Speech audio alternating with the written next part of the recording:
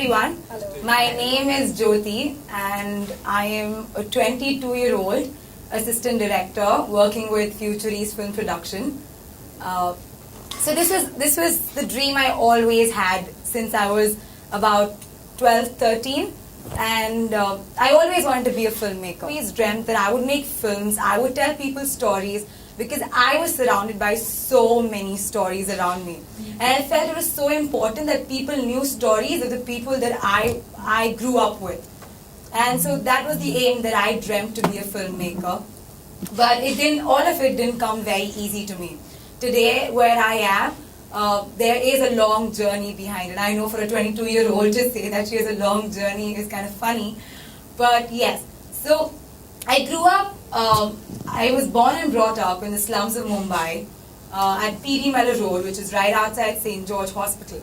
And so it's a line of slums. It was a line of slums. It no longer exists.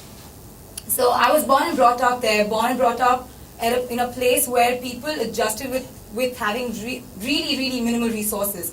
And Jugaad was everyone's favorite there. So I kind of learned to live with minimal resources and still be very happy.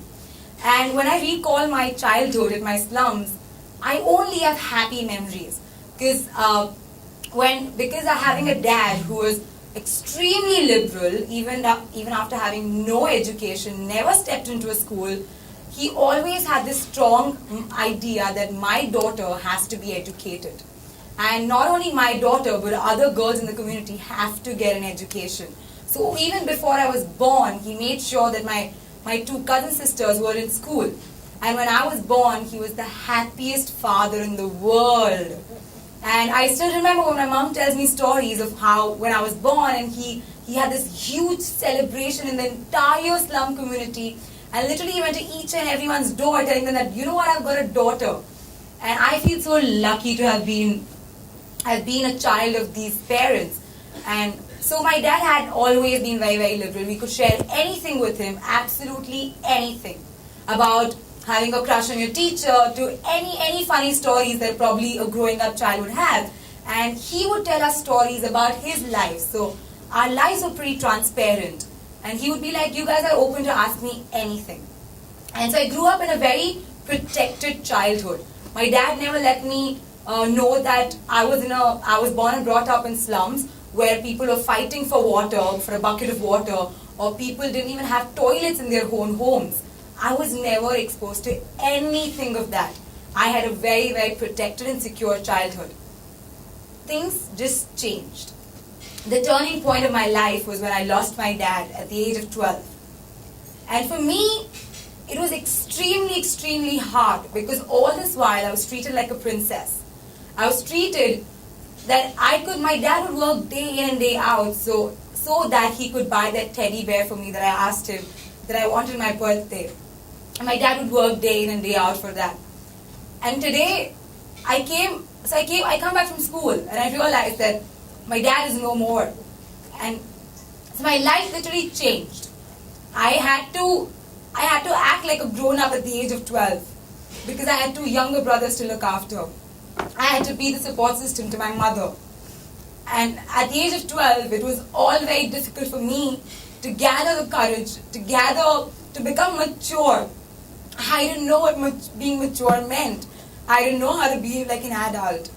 I didn't know how two younger brothers look up to you and they follow you with everything that you do. So I started working at the age of 14 because I kind of understood that it was very difficult for my mom to bring up all three of us along with taking care of her own mother, ailing mother. So I started working at the age of 12, working at a theater, at the box office, or working as a dentist apprentice, knowing nothing about dentistry, working with organizations like Teach for India, or then growing up to be an intern at O&M, which is like India's biggest ad agency. So I studied in Akanksha, which is an organization which works for underprivileged kids. And Akanksha was the only source where I gathered courage from. So when my dad passed away, I didn't want to go to school. I told Mama, I was very hysterical. And I would go to the center, Akanksha center, and I would just cry. I would keep crying the entire day. And there was my teacher, Anjali Didi, who's been my biggest driving force along with my mother. And she shared her story of how she lost her dad at the age of 10 and how she coped up with that. And that gave me courage. And I was like, if Didi can do it, we used to call her Didi. I was like, if Didi can do it, I can do it too. And so I started working, I started supporting my brother's fees, and I got an Akanksha scholarship. So my mother didn't have to bother about my fees. So I did all of that. But still, there came a point I did fall. So Didi saw, my teacher saw potential in me, and she said, I don't think you're being, because I studied in a municipal school. In a municipal school for 8 years of my life, I didn't study a thing. We used to only go to school, play, eat midday meal, and come back home. But, so Didi said, Jyoti, your potential isn't being utilized in the right way. So she put me in a private school for the first time in my 9th grade. And I was scared. I didn't know what mathematics or what science meant and how are these two subjects even different, because I never studied math in school. I never studied science in school. I don't know why are these different subjects, because I only knew English. And I was like, why are these other subjects being taught to me? So I failed for a year. I could not cope up with my studies at all. I didn't know what periods meant, you have your class periods. I didn't know what they meant. I don't know why would different teachers come in a class. I failed another year. So I failed for 2 years in a row in my 9th grade. And I had lost hope. I told Didi, I really can't do it. I think I should only work and support my mother so I can earn a lot of money and I can help her move out of the community that we are staying in. And Didi said, there's no way you can do this. There is no way. You have a really big picture for yourself. You have a dream of becoming a filmmaker. You have a dream of taking your mother on a world tour. There is no chance you can give up. And so I did.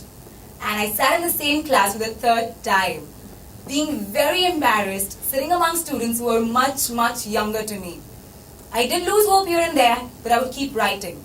And I would keep writing poems about everything I felt. But the biggest joy that I experienced after losing hope and going back and struggling again was that I passed out as the head girl of my school. And that was history in the school itself. And they were all my teachers were shocked and they were like, you became a head girl after failing for 2 years in a row. So that was my first achievement ever as a kid. And so after I finished my 10th grade, we were rehabilitated to the suburbs of Mumbai by the government of India. And so the entire slum was wiped out and we were now in buildings.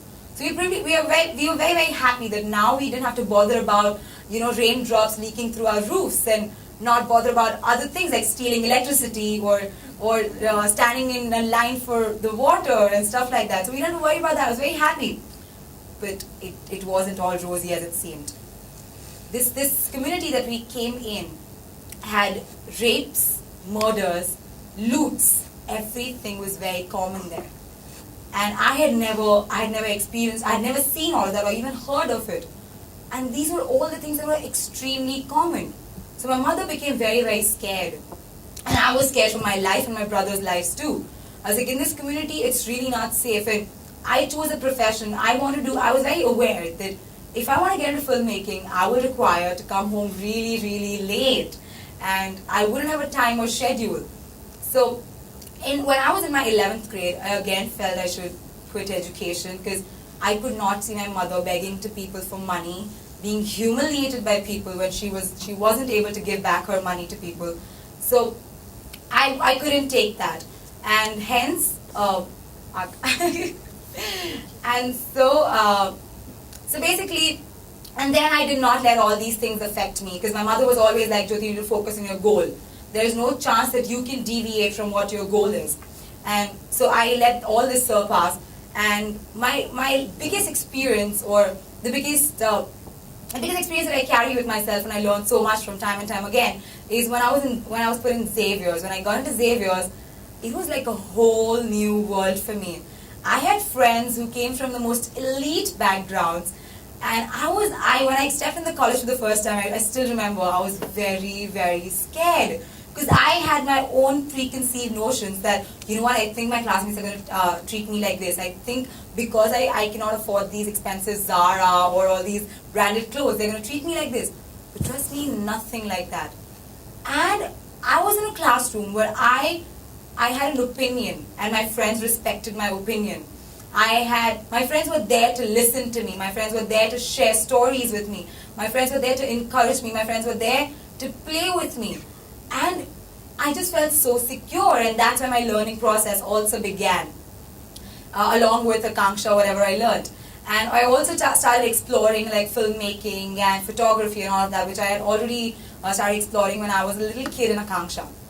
So all of that came in by, and my experiences at Xavier is something that I still hold back with me. And I every time I feel like disheartened or hopeless, I keep looking back to my friends who were extremely supportive to me, my teachers who even like paid for my trips, my college trips, which I couldn't afford then.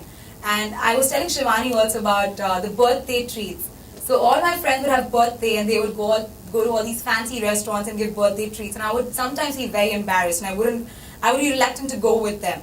And I remember I wouldn't be able to give them treats to these fancy restaurants. So my 21st birthday, I decided, and that was also my graduation period. So I decided that I will give them a treat. You know, before I leave college, I will give these guys a treat, my birthday treat. And I could not afford fancy stuff, so I took all of them in the college canteen, and I treated all of them with cupcakes. And that was my first ever treat with my own earned money. So I was very, very proud of it. And today when I'm in the industry, in the filmmaking industry, and when I first stepped in, I was again very, very scared. And so I called up Anjali. I was like, I don't know what to do. I mean, it's just crazy. Everything is running around me. I'm just a newbie. I'm trying to learn. I get shouted at. People are getting mad at me for not knowing work. And so they used to be like, chill, this is just your learning phase, and you would go through this. You're just there to learn as much as possible. And trust me, today, after doing like so many ad films with the company, I feel like I'm growing with each and every ad film that I do. And today we just came back from an outdoor shoot to Chennai and Bangalore, shooting an ad film for the World Cup. And I was so happy. I was handling everything, I was doing everything. It was an amazing experience. So yeah, I've always been taught by my mom and my teacher that there is no way that you can give up. I would like to end this thing with a poem that I wrote along with my friends when I was a kid, about 10 or 12 years old. And our Didi had shared this poem of Maya Angelou, We Will Rise, and we made our own rendition of the poem. So don't mind, I'll just take like 2 minutes and share this poem. We will rise. You may look down upon us because we are from the slums, but we will rise, hated people, and show the world that we can do something in life. You may criticize us, you may try to stop us from achieving our goals and force us to give up, but we will face you and rise. You may treat us badly, making fun of us, teasing us, discriminating in groups, but we will rise. You may separate us, you may hate us or ignore us, but with love we will rise. We will rise, we will rise, we will rise. In spite of discouraging neighborhood and conservative background, we will rise, like the day that comes after every night. You may brainwash us by taunting us, but instead we will learn how to fly in the sky. In the sky, flying high like a bird, in freedom of the light. We will rise, we will rise, we will rise. Wow. Thank you.